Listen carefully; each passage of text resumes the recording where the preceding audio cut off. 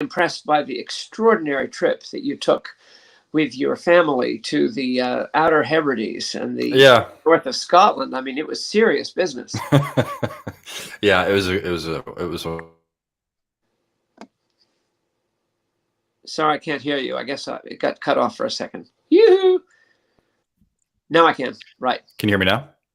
Okay. Yeah, speaking of trips, let's start with the most recent. Tell us about your trip to Germany for Jürgen Moltmann's funeral. Well, so we're actually on the air, as it were. Hmm. Otherwise, I forget to press record. Good. Okay. Got it. I learned of his death from Simeon Zal the evening of its happening, and for some really divinely inspired, as I see it, reason, decided to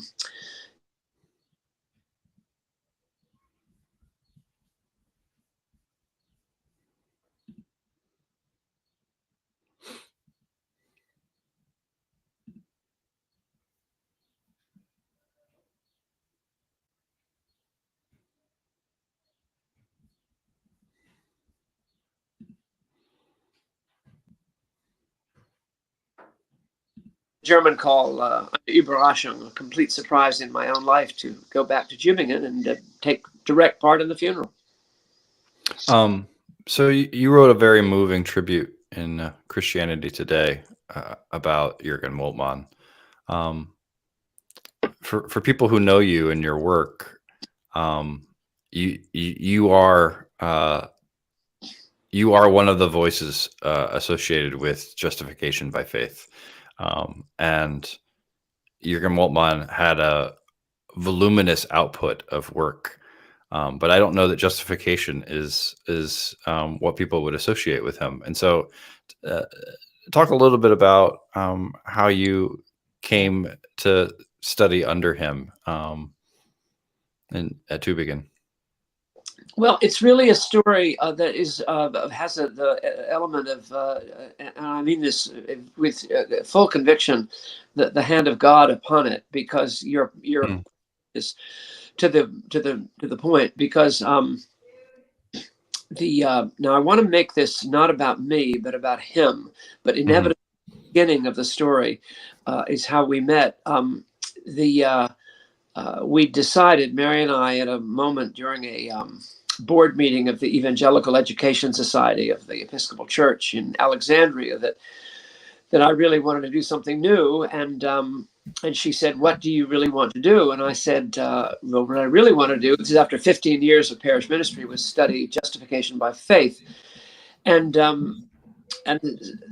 that was what I really wanted to do in a fresh and deeper manner, God willing. And so I went over to visit with Jimmy Dunn, who is a professor, a teacher of mine in Durham, and spent a day with Jimmy and his Moira, his wonderful wife. And I said, "Well, what shall I do if I'm going to do this?" And he said, "Well, there's only one place to go if you're mobile. In other words, if you get out of the United States, there's only one place to do it the way, to really do it, to do it if you want to do it at the standard that one would hope for, ideally." He said, "That's Tübingen." So I returned and called George Carey, who was the Archbishop of Canterbury, and said, "Do you have any contacts over there? Because I don't know a soul." And he said, "Well, yes, I happen to know Jürgen Moltmann." So he called Moltmann, and I flew over, sight unseen, only Mary knew, flew over to spend 3 days there. But in the meantime, it was very obvious, and I'm going to use names here, but I don't want to use them in any pejorative sense, but it's appropriate to say that because it's happened. My dream was to study with Eberhard Jungel, who's now deceased and was at that time the leading doyen with Oswald Bayer, but higher profile even than that, considered the absolute eye of the storm in terms of current theological thinking about Rechtfertigungslehre, that is the teaching of justification. So I went over to visit with Herr Jungel by way of Herr Moltmann, and Herr Moltmann couldn't have been nicer and as dear and kind, and received me. And then he set up a series of appointments, which I did, and he advised me on what I might do. And he had no idea that we had 3 young children, and he didn't understand all that, but so be it. And I met Herr Jungel, and Herr Jungel was very, very cool in the sense of being very moderate. It wasn't his fault. Herr Jungel had grown up in East Germany after the Okay. war, and therefore he had not known English. He had only known Russian. If you grew up in East Mm. Germany after 1945, your second language was Russian, absolutely not English, kein Wort, not a word of it. Whereas Moltmann had, after the war and his terrible experiences, had been in near Hamburg, in Bremen, and he had obviously had been a prisoner of war in Scotland for 3 years, Scotland and Nottingham, and he was only 16, 17, and 18. So I'm getting somewhere with this story. His English is perfect. So Herr Jungel That's really great. was reluctant to take on, he would take on overseas visiting people like Bruce McCormick from Princeton and others who were there on their own time, you might say, who would come for a semester, and he would be very happy for them to attend lectures. But he was reluctant to take on an overseas English-speaking doctoral student because he himself did not know English. His English was very poor. Everything else was unbelievable, but not the English. I didn't understand that. So about a few months later, I got over there, and within about a month and a half, I saw Jungel twice. It was very clear that he was very, very nervous about his inability to speak English. And it was no problem with me because I'd learned German. I was very happy to speak German entirely with him, but he had it anyway. So I went to Moltmann, and this is a remarkable providence because you don't associate justification with Herr Moltmann, rightly so. And so, although there's more to it than that. So I sat at Biesingerstrasse 25, which was his house, with other graduate students, all speaking German, late one Sunday afternoon. And I said, I don't know what I'm supposed to do here. It'll take 7 years, according to Jungel's calculations, because German PhDs take minimum of 5 years. Minimum of 5 years. That's after you've gotten your MA and have all your ordination certificates. And I said, "Well, I don't know what this is happening." And he said, "Forget about him." He said, "I like you." He said, "Forget about him. You will get nowhere. I will take you." And then he said, "And we'll make it about justification." It turned out that, like all German theologians, Protestant theologians, Moltmann, in fact, was steeped in justification, but that had not been his primary work after about 1955 or 56. His primary work had not been it, but he knew everything about it, and he set me up with a man named Ernst Käsemann, who was a major figure, a bit of a genius. I think we could almost say that. And so I did my PhD concerning Käsemann's theology of justification in relationship to Herr Bultmann's theology of justification. And I knew Käsemann. I got to know him very well. And Moltmann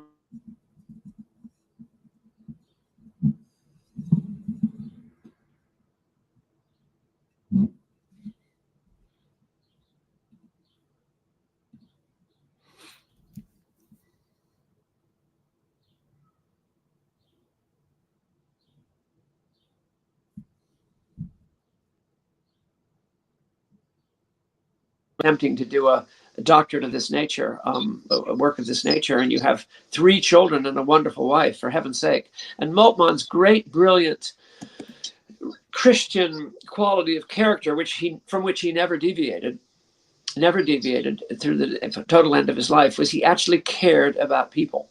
That was really as important as the Forschung, which is the word for the research. And so I had a man who was entirely, as it were, in my corner as a person, and that was an extraordinary and marvelous fact. I think people who've met you and know you a little bit know what an important partner Mary is in your work in your life. But the tribute you wrote to Moltmann called attention to that and called attention to him noticing it as well. He had again, he had a tremendous feeling for the person. Now, I don't want to say he was a pastoral figure as such, although he had that within him. It was always pregnant within him. He wanted you to finish your PhD, but he immediately knew within 5 seconds, once he met Mary, and especially once he met our son John, which happened, as it were, providentially, which I'll mention. He immediately knew that we had given up everything. We had no money. We had no car. We had three wonderful supporters. We had three families from our earlier ministry who supported us and made it possible to do it. But we had no stipendium, what they call no special scholarships. We were supported by three families from our earlier life. But we lived unbelievably. We had to, and Mary gave her all, and she did not know German. She learned German enough to, as she says, to know what they're talking about, but not what they're saying about what they're talking about. To a lecture by Moltmann and realized that it was about some aspect of theology of hope, but what he was actually saying, she was too busy keeping body and soul together, me and the children, and it was brilliant. And then but then a wonderful thing happened. I mentioned this in the piece. I flew over with him because I became part of the Lehrstuhl. The Lehrstuhl is the chair. That's the word for chair. And after I'd finally learned Hebrew through German, which is a requirement, you can't begin a PhD in Tübingen without first taking daily major exams in biblical, not in biblical Greek, because they want to make sure you know classical Greek. So if you're studying for the ministry, you can't take it in New Testament Greek. You have to take it in Sophocles or Euripides. Have to. And then you take, and I had that, and I had the Latin. You have to take it, but not church Latin. You have to learn, you're examined in Ovid or in Tacitus. This is literally the case. And then in the Hebrew, you have to learn biblical Hebrew because that is it. But you can't even matriculate. So I'd gone through that and was wiped and had finished, but we could barely look anybody in the eye. I was so tired. And he invited me to join the Lehrstuhl as a part-time assistant. And there were about 6 people in the Lehrstuhl. And I had a little office. And so I went over to accompany him as he spoke in Guildford Cathedral in Surrey. I think it's Surrey. And while there, he met John, who was in boarding school. We could not John was too old to put him in a German gymnasium and expect him to suddenly overnight learn full German. Yeah. So imagine your own son, you know what I mean? What would you do? So he met John, and he suddenly realized just by meeting him what was involved. I mean, that we actually were real. And he came on the plane back from London to Stuttgart. He said, "Paul, I now understand. And I'm now going to do everything I can to expedite and help you get to the point where you can, where this will be finished and over and done with." And that was brilliant. So, and Mary's a brilliant cook, as you know. I mean, truly she's an exceptional cook. It's never business with usual. And she had a wonderful mom and grandmother who was a brilliant Southern cook in that tradition. And she would make unbelievable cakes and special baked items at Thanksgiving and Christmas, and she'd always take it to the Moltmanns, among others. And Herr Moltmann had never had this brilliant, wonderful sort of Southern muffins and cakes, and he just absolutely adored that. And he realized that Mary had depth as well as character. That's great. So to talk about the two of you, where in your work could one find Moltmann's fingerprints on your writing? Very few places. What Moltmann does, it's very important in life. I'm not telling you anything that anybody watching this doesn't know. By far, the most important thing is an individual relationships. This is obvious, but it actually has to be said. And you can spend all your life in academia and be miserable, and you can sublimate and turn it into, basically, most academic theology is simply sublimated psychic energy. That's what I believe, and we can take it or leave it. But I would say 80% of what I've read over the years is some form of sublimated emotional maneuvering with ideas to somehow, with exceptions. I went to Harvard. I transferred to Harvard as an undergraduate because I wanted to be with people who were interested in the subject for its own sake, not any other reasons. And there were a few people at Harvard that way. And at Tübingen, there were probably 8 or 9 of the theological people who were interested in it for its own sake. Moltmann's contribution to me was an extraordinary either or. What I would call he wasn't overly nuanced. You know, that horrible word, the word nuanced, almost as bad as leaf blowers. You know what I mean? Life. And whenever one uses the word nuanced, as you know, or complicated, run. And he was never nuanced. He would say, Lactantius says this, Augustine said this, Aristotle said that, Origen said this, I say this. He would always end up, and I learned as when I was tested, they would always say, Paul, what does Käsemann say? What does Bayer say? What did Luther say? And what did Zwingli, let's imagine? No, actually, but let's imagine, what did he say? And then they'd say, now, Herzl, what do you say? And it was always a shock when Peter Stuhlmacher or Moltmann would say, now we want to know what you think. And where Moltmann was striking is he everything he writes, he always sends, he doesn't synthesize. He offers, and then he says, this is what I say. And of course, the Bible, and now let me say, the word biblical theologian is false. That's a false meaning. The biblical theology is a school of thought, kind of very strong in Reformed circles, but that's not what we're talking about. We're talking about a theology. He was rooted in the Scripture deeply. He knew the Bible backwards and forwards, but it was his either or. At the bottom line, what does Jason think? What does Paul think? Mm-hmm. What does Mary think? And that was powerful. And secondly, he got me connected with a man. Again, I disagreed with him. I'm telling you what I honestly think at this point in my life. I did not agree with Käsemann's understanding of justification. I think based upon the idea of transfer, justification is a transfer from the kingdom of this world and the devil to the kingdom of God. The transfer idea is abstract. Yeah. I mean, I believe it, but I found Käsemann's theology was quite abstract, better than some. And he also had horrible wartime experiences. He'd been arrested by Gestapo. But anyway, all that aside, what I got, the abstraction element, I'm just not that interested anymore. But what Käsemann had is he said, now what do you think? And his theology, if you read it now, he changed. His later books are, I know his material. I've got about 20 books right here with lengthy inscriptions. It was almost embarrassing how much he seemed to talk to me about his ideas about everything. But his books get shorter and shorter the older he gets.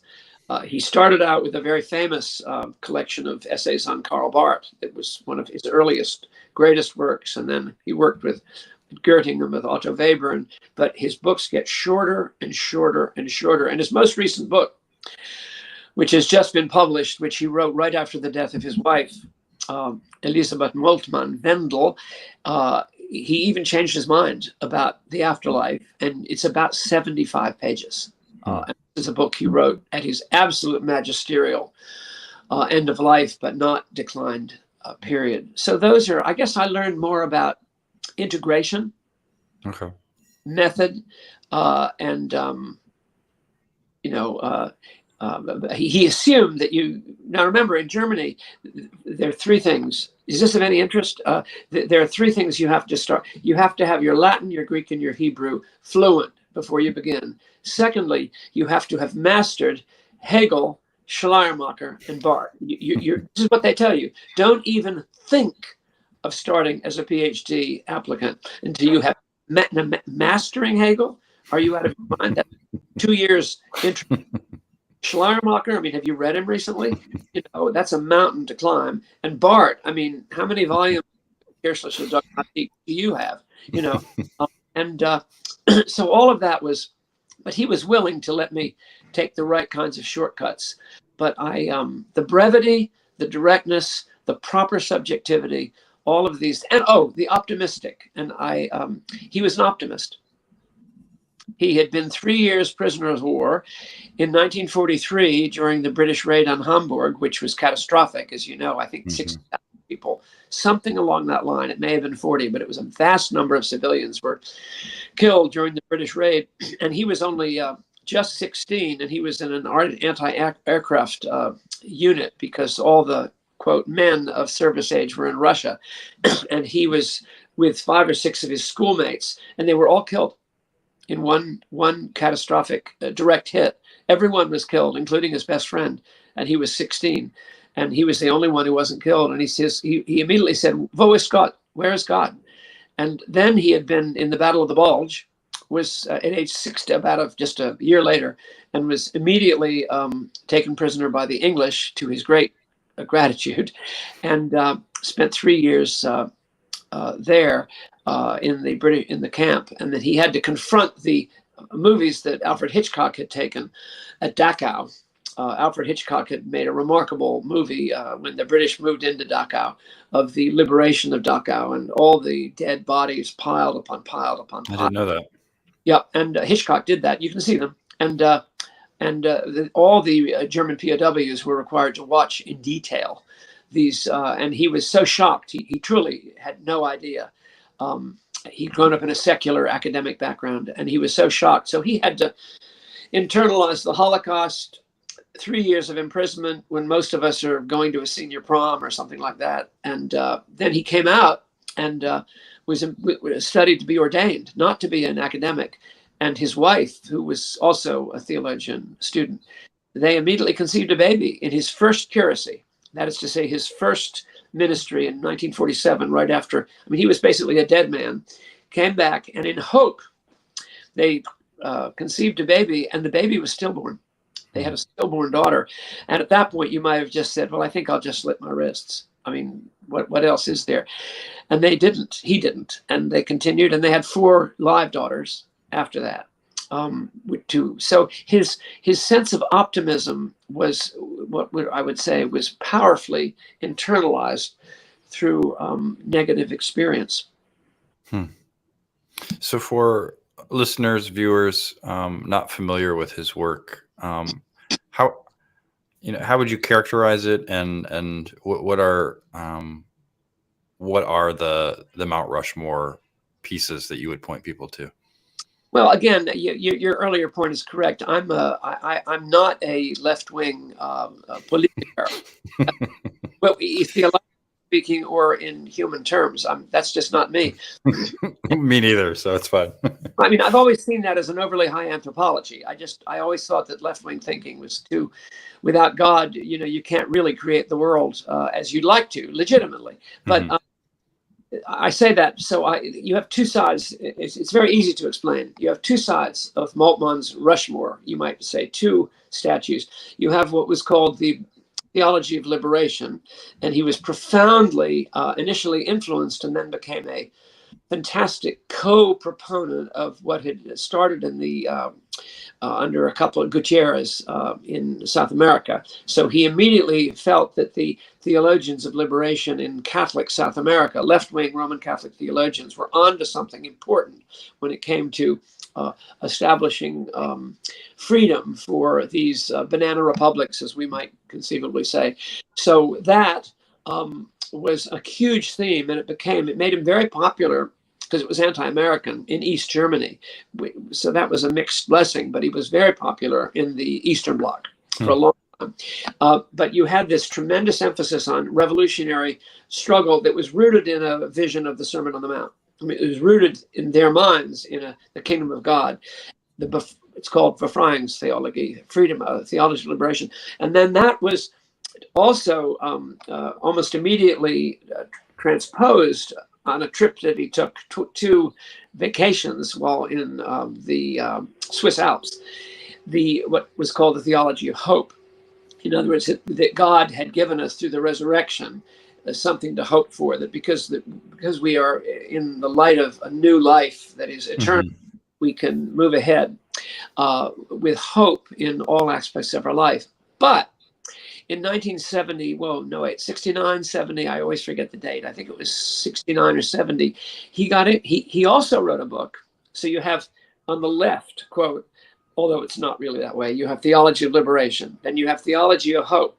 But then, because of his horrible experiences, I mean, he'd seen suffering directly in front of his. It's like if you got in a car accident and your daughter was next to you and she was killed and your wife was killed and you survived it. I mean, it would be, Yeah. Yeah. we know about that. So he then wrote a book called Der gekreuzte Gott, The Crucified God. And this book was really an attempt to understand suffering and unfulfilled life and tragedy and impasse in light of the horrific death of Christ on the cross. And this book, because although it wasn't substitutionary, it was powerfully atonement. And I wouldn't say it wasn't not substitutionary, but it was so focused on what Jesus Christ has done on the cross for sin and sinners and people who've had terrible sorrow and suffering, that for perpetrators and for victims, as he said, that evangelicals on both sides of the Atlantic picked up that book, and that became a major carte blanche into evangelical thinking, both in the Church of England, the John Stott world and J.I. Packer, people like that, literally, and the people that I knew at that point, and at Fuller Seminary and places like that in this country. So you have two sides. And last Friday, at his service, which was brilliant. If you're going to die tomorrow, he had planned the service. It was not a celebration of life. It was about 40 minutes. It was the three readings, each of which were just two verses from Isaiah and the Sermon on the Mount. One hymn sung 3 times. Let me repeat that. One very ancient 17th century hymn. What was the hymn? Auf mein Herz zum Frieden. Up my heart to joy. It's an Easter hymn by Paul Gerhardt and Johann Kruger, who wrote hymns that you and I used to sing. And auf mein Herz, up my heart. 3 times we sung that hymn. It was his favorite hymn. We had 3 lessons, 2 of which had 2 verses each. No remembrances, not a single eulogy. Beautiful prayers, wonderful Bach music. However, his assistant, who I knew extremely well, his main assistant was a woman named Carmen Krieg Rivusumwami. She was a brilliant young German theologian who then married a Rwandan refugee after the Rwandan genocide. And then he died. Mary and I were at the wedding. And then he died of a lingering disease in Tübingen. And she's now been a widow for many years, but has a wonderful daughter by her Rwandan husband. And I thought she was sort of the ultimate hippie. This is interesting.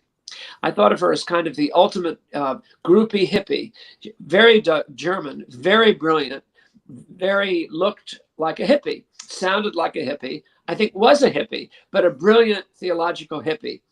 She is now the archdeacon of the Diocese of Baden-Württemberg, which is one of the largest dioceses in the state church. That may mean nothing to you, but let's imagine that you talked to Frank Zappa and you found out 30 years later that he was the Methodist bishop of New Jersey.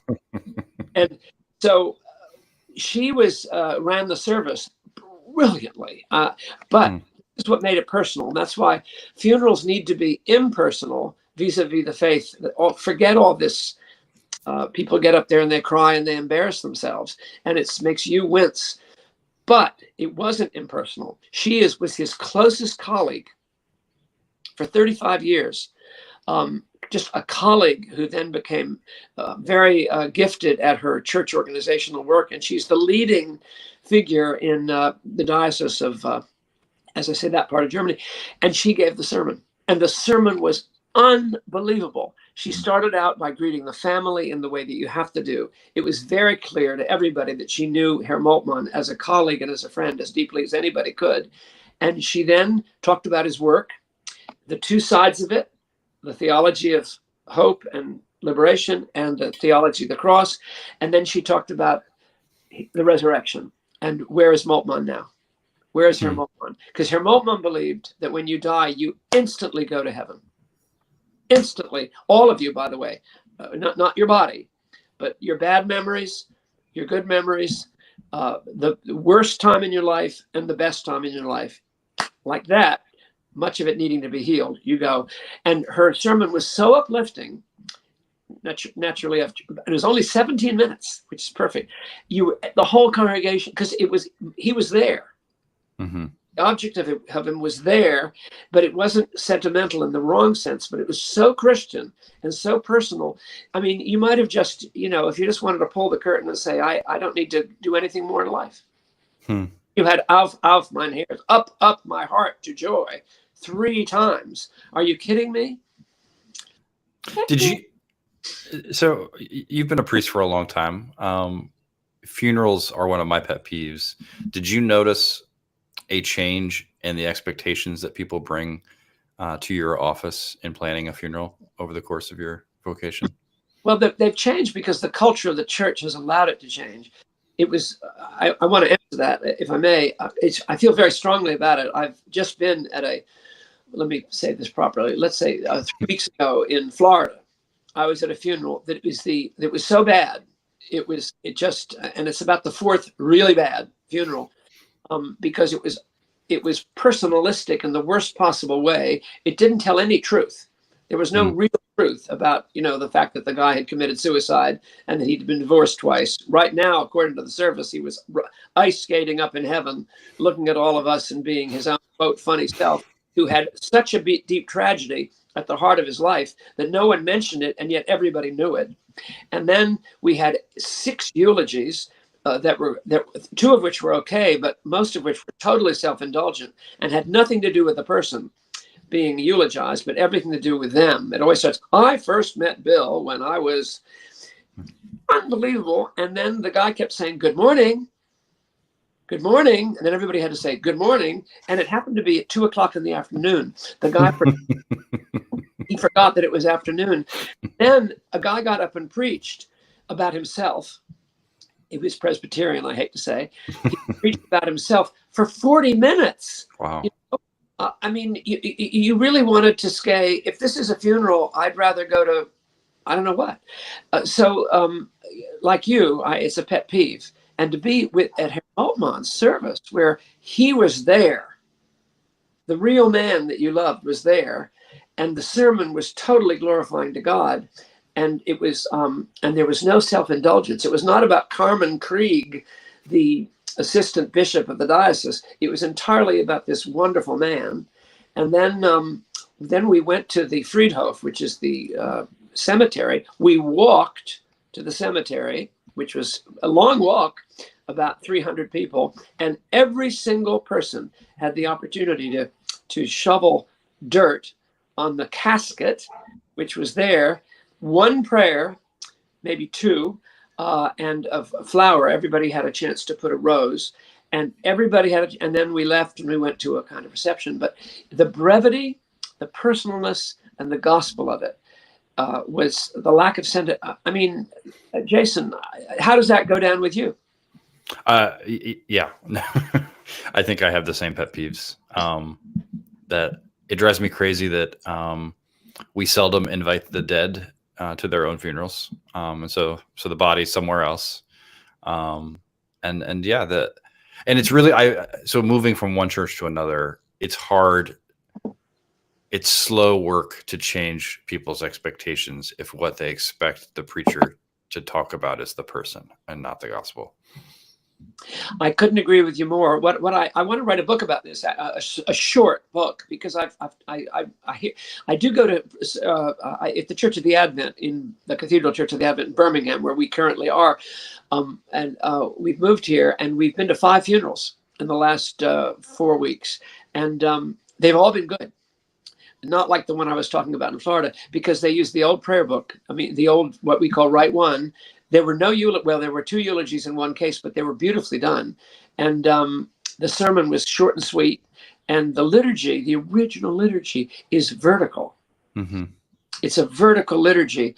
And it's not, I mean, we were there because of Bill or Mary or whoever it is, but it was so, and Moltmann's was almost the perfect case. I was really surprised. I've always thought of Herr Moltmann as, let me say one thing about him. I'm speaking purely theologically. As a liberal, he was not. He absolutely believed in the sources of Trinitarian Christology. He was not speculative. Mm-hmm. It was rooted in suffering that he had experienced in his early life. but he went to church. This is fascinating. He went to church every Sunday at a place called Jakobuskirche, St. James Church. I always call my friend Jacob Smith in New York. I always call him Jacobus because Jacob is Jacobus in Germany. And I used to go to the cathedral church in Lutheran church in Tübingen. And I always assumed because Moltmann went to the Jakobuskirche every Sunday, not his wife. She was in a feminist home church. Let that be said. Very good in its way, I'm sure it was. He always went, and I wrote it off. Well, it must be just all a bunch of, people who are on the side of whatever I think he is. So this past Sunday, now I'm talking 3 days ago, a friend of mine and we decided in honor of Herr Moltmann to go to the church at Sunday morning at the main service at the Jakobuskirche, which is it's the biggest congregation, the youngest congregation, and it is theologically evangelical. It's like the church Holy Trinity Cambridge. It has a lady pastor who's wonderful. It's Bible based. They have 13 Bible studies, which in a German church is like 130 Bible studies. They have 13 Bible studies. The feeling was incredibly powerful. The sermon was pure gospel. And there were Bible, I've sort of felt I was in Park Street Congregational meets the Kingdom of God, meets every young family within 100 miles, meets Herr Moltmann's deep generosity of spirit. I mean, I'm not kidding. I've been to a lot of church services in Germany, and I suddenly realized that Moltmann went there for years because of what it was offering. It was not, so I was wrong. Well, and speaking of wrong, Don't say wrong. No, can you help me or listeners understand? And maybe it's the liberation aspect, but there are a whole lot of progressive Christians and even some noteworthy ones who may or may not identify as Christian anymore, for whom Moltmann seems to be the kind of the theological guiding star. And I've always wondered the connection with him to them. Well, again, I can't. The irony was I was studying under a person of whom I would have asked the same question you're asking. This is the providence of God. I had no expectation of studying under the famous. I mean, I had gone to Harvard Divinity School. I knew about Herr Moltmann. I knew about his contacts and his reputation. And the only reason I met him was because he was the only person that George Carey knew. I get there and I find out that, we have these narratives. So here Moltmann is a real Christian who's far nicer than any of the conservative reformed people. He was just nicer. He was more of a Christian in his active generosity and his really not being interested in himself. Mm-hmm. And almost all the people I thought I should be studying with.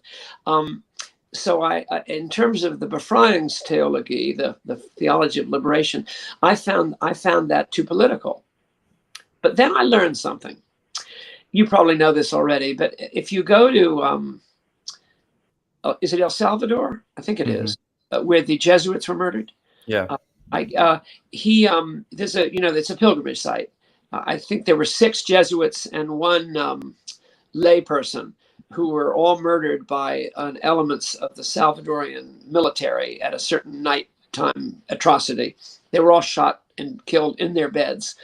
And Herr Moltmann went because he was one of the inspiring people there for them. And I think they were right. I mean, remember the Archbishop was also murdered there, the Catholic Archbishop.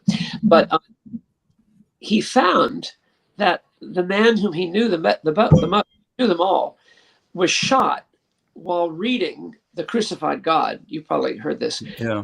He was reading The Crucified God. This is not an exaggeration. And so as one of the objects of pilgrimage, it almost has a kind of, you're supposed to almost touch it kind of thing. They have Moltmann's Spanish translation of The Crucified God, and it's saturated with blood. It's absolutely soaked in blood because he was shot in the heart and he was reading the book, and the book is just saturated with blood. And one can't help but be moved by the fact that this man, who was a quote left-wing theologian, died while reading Moltmann's The Crucified God. And I can only use that as a kind of that's just true. So the narrative, and I used to say to him, because he was my examiner. I mean, he was my final examiner on justification, and he knew all about it. He said the problem is, he said, the main thing about Christian theology, this is relevant, is Gott ist mit uns und auch für uns. You probably heard that before. In other words, the essence of the Christian faith is God is for us. So he sent his son to be the sacrifice for our sins, and he rose again from the dead. And he is mit uns, he is with us. And those, if you take just God is for us, you'll end up getting mean-spirited and just not nice, like half the conservative Christians I know, and I'm a conservative Christian, but half of the, especially when they're reformed, are just not nice. It just aren't. I guarantee you. I mean, I ask you to, but he's not just that. I'm glad he's for us. He needs to be for me. Otherwise, I'm lost, completely. Mm-hmm. But he's also with me. In other words, he's with me in my marriage, in my fatherhood, in my relationships. And Mary and I always thought that was wonderful. Mit uns und für uns. Right. Thought he was so involved with the victims that he lost sight of the fact that the predator, that's the word in English, the person who did the sin, needs forgiveness as much as the person needs comfort to whom the sin was done, if you see what I'm saying. And I realized in time that the gospel is for both. It's for me who's been abused or hurt or damaged or treated horribly. Yes, absolutely, for sure. Mit uns. But it's also for the person who did it to me, as it were, because I could do the same. That's yesterday I was just reading Robert Jensen on the Augsburg Confession, and he was trying to point out that the reformers were after distinguishing between historical faith and lively faith, where historical faith is you believe information about Jesus, who is an item of the past, and then you add love or other acts to it, and invariably that just becomes more law. And so, of course, then you're not a very nice person.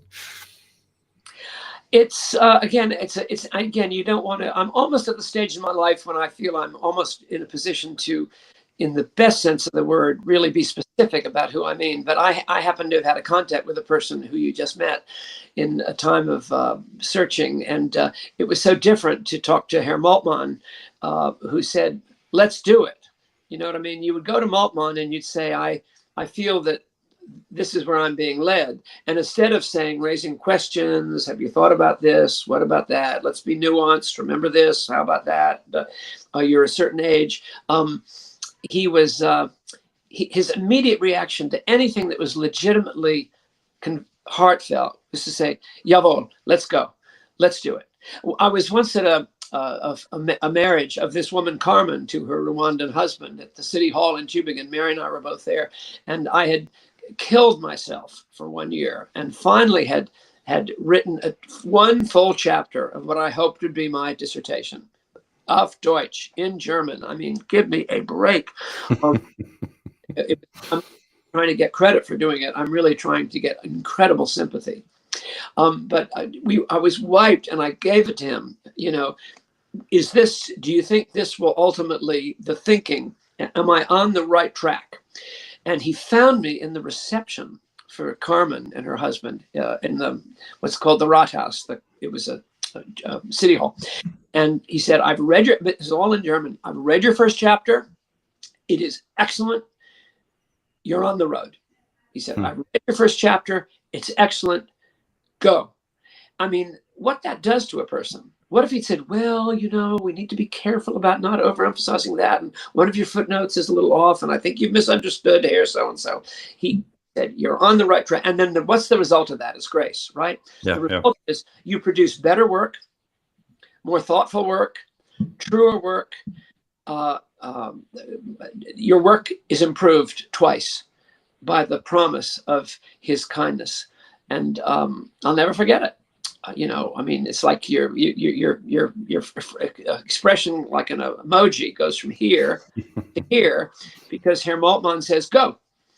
Anyway, was there an event or a moment in your ministry that prompted you to want to study justification more deeply? yes, there was. I'd been in the ministry for 12, 15 years as a parish priest. And I found that the combination of the the difficult people in parish ministry, just what everybody knows, year after year after year of steady arithmetic progress by the grace of God, always having to deal with one or two impossible people, who one of whom would then die, but then a new one would come. Always there were one or two antagonists in the parish. I was exhausted, and also I felt that I really wanted to understand how it is that God loves the ungodly. That's the word in German, as you know, is Rechtfertigung der Gottlosen, the justification of the ungodly. And I myself wanted to understand, what does it really mean when we say that God loves the ungodly? It was a personal, and I just wanted to know more. And that was what it was. And the power of the meeting with Mary in the middle of the Evangelical Education Society at that point had a lot of money. Phillips Brooks and others had helped found it, had a lot of money for work, but it was just fighting, because there was like 2 conservatives theologically on it, 9. And I just turned to Mary and said, I just don't know if I can do this any longer. And she said, and I hope everyone listening to this, watching this, has somebody in their life, it could be your son, it could be your daughter, it could be your mom, hopefully it's your wife or your husband, says, okay, I hear you. What do you want to do? And I simply found myself saying, it came from somewhere else, I want to understand the justification of the ungodly at a deeper level. And she said, let's do it then. I mean, it's remarkable. It is. And then Herr Maltmann, unlike Herr Jungel, who was brilliant, I don't deny that, and I knew him, and a good man in so many ways, I meet that typical overly theological detachment. And Herr Maltmann says, okay, forget about him. We'll do it on justification. Let's go. I mean, that's those are the things that God, nothing can take that away.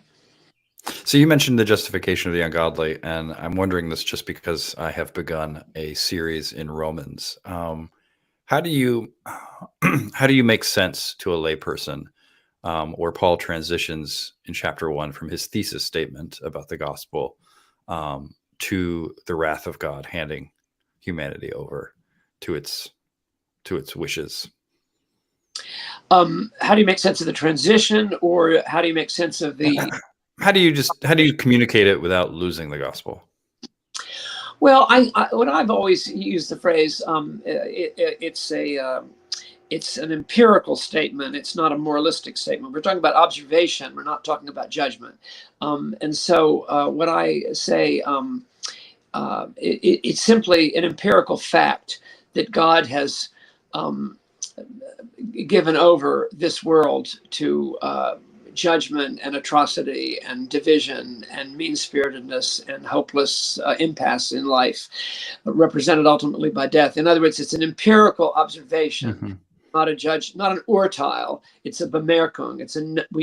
And so I find it, what I say to people, it's simply the way, it's a fact. And until you can recognize the lack of any kind of hope of life in this world on its own terms, which God has given over, until that point, Christianity, the gospel can't really hit you. But fortunately, most people are in one place in their life, usually one, maybe 4, but always one, where that has been true, where they have been given over to wrath and disappointment and tragedy. And that is the place. That is the place where I can make the argument that Paul is simply telling the truth. It's really good. Well, I'll tell you, I was at this funeral in Florida, and it was fascinating. It was a wonderful Christian funeral. The man had great faith, Presbyterian, very expositional, but he had real faith. He was a real Christian, but not once was it even potentially referred to the tragic center at the heart of everything, the reason he had become the kind of Christian he was. And you don't need to talk about that in detail. I mean, I don't need to say in my, oh, he had this divorce, or he had that problem with women, or he had this problem with a dad. You don't need to give details, but the tone can express the fact that this man had a hole, like you and I, a monumental hole in his heart. A monumental hole. And so, and that's when I try to preach that way. I try to make it clear that,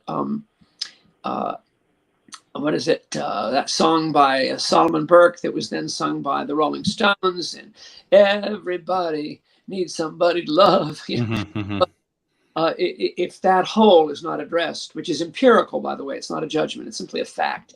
That's when and without that, we become, as Romans, you said, totally lost. And the average person, let me say this, deep down, and they will recognize it if you say it accurately and lovingly and personally, and especially in pastoral care. If you just, this is very important to me, if you sit and let somebody talk to you, I'm talking about somebody in the bus, or somebody in your parish, or somebody who's your brother, your stepbrother, or whatever. Just sit and don't say a word and say, well, hey, tell me a little bit about yourself. It will come out. Yeah. It will come out usually within about 15 minutes, sometimes within 3 minutes, but don't trust it if it comes out too quickly.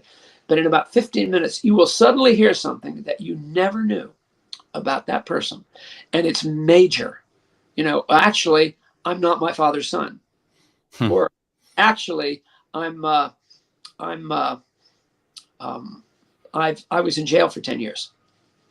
Or actually, I was, I was a drug addict until 6 months ago, whatever. And power of the fact, which is what Paul is talking about so brilliantly, is to me, almost everyone, as long as you talk about it empirically, not as an attack, almost everyone will come to the place where Paul, in my opinion, is transitioning from. Yeah, that's really good. That's really good. Well, Paul, what are you doing back at the Advent Cathedral? I do two things here. I talk to people if they want to talk to me. I don't make appointments. I'm living in a lovely apartment with Mary. But if someone wants to talk, just to catch up, because I know the people here, because I was here 10 years. And it's just amazing. I'll get a call and someone will say, hey, you want to have coffee? And I always say yes, and with no agenda. So I basically spend morning, noon, and night talking to individuals. I do a little bit of preaching and teaching, but only if I'm asked. I'm not on the, I'm in the pew. Part of one's job at a certain stage is really to support the next generation. And that does not mean, it's what I call the last third of life. I've written a book about the last third. That's a very good book. Well, thank you. Whatever. It does not, Hartman. It does not mean,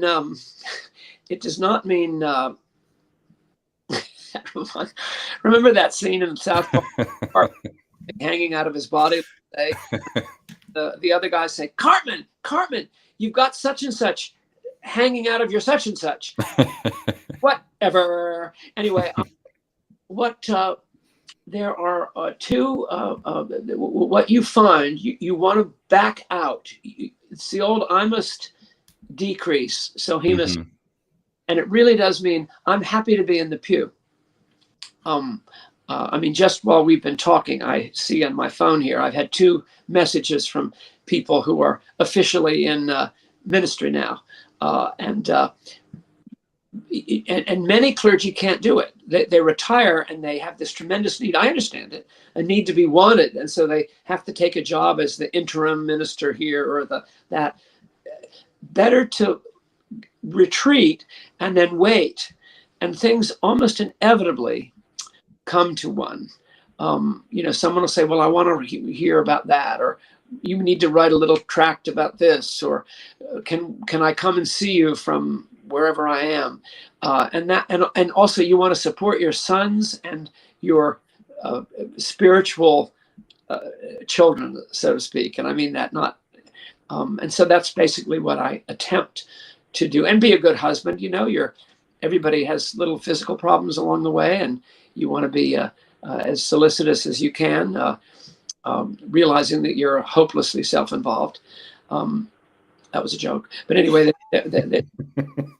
so I do. I talk to people, and if I am invited to speak, this sermon, if I just killed me in this down in Florida, this Presbyterian service. I knew the man intimately who had died. I knew him intimately, and I wish they had asked me to speak for 10 minutes max. I mean, but again, I'm not going to ask. I only say that because what he got was almost 40 minutes of theological exposition at his death. And what we needed to love him as he really was in light of God's abiding care for him. Yeah, it makes, there have been a few funerals where, there's a secret that everybody knows and the family doesn't want to, and I understand, right. But it does the gospel harm if we don't trust our stories in its light. And can I say, that can be communicated emotionally. I do not say, well, this man did such and such 20 years ago or whatever. If I'm feeling it, it'll come out in the tone. Yeah. Triumphalistic. And what we really have is funerals that are actively going against the reality rather than feeling the reality. And everybody knows, but you know too. And it's I learned that. And anyways, funerals are really important. Jason, write a book about that, or do it. No, I was, as a member of the younger generation, I'm asking you to write that book. Well, I'm considering it because somebody came up to me the other day, a very, very evangelical man in Birmingham. I mean, he couldn't be more classically Tim Keller on steroids, and I loved him. I don't mean, that's not right. Tim Keller, he was wonderful. Let's call it J.I. Packer on steroids. Really into the John Piper on steroids, Mark Dever on steroids. But he said one wonderful thing. He said, Paul, what I've always liked about you, I would be much more didactic than you appear to be from the pulpit. But I know this man well. He said, but I like the way you do funerals, because I feel you know the guy, you love the person, and you're still saying, where is this person with Jesus Christ who truly cares for him enduringly? And I was very touched that I got that message. So anyway, we'll wait and see, but it needs to be done. My friend Ken Jones, that you probably know from Mockingbird as well, he did his dissertation on 16th century German funeral preaching. On the hypothesis that if Luther's Reformation was successful, it would have shown up in funeral preaching. And what did he come up with? That it did. Yeah. Well, thank God. It does. It comes out in the hymns. I mean, God knows those hymns. I mean, you listen. Bach, by the way, Bach did a chorale. Auf mein Herz, up my heart. Bach himself composed a chorale on that hymn. And it's just so, I mean, something must have been going on. Maybe it was the 30 Years' War, it was Herr Moltmann's imprisonment, my impasses, whatever it is. But something must have been going on, because the power of that message in 1627 is unbelievably attractive and propulsive. Well, Paul, thank you for your time. Thank you for your work, and give my best to Mary. I will indeed, Jason. And I want to, next time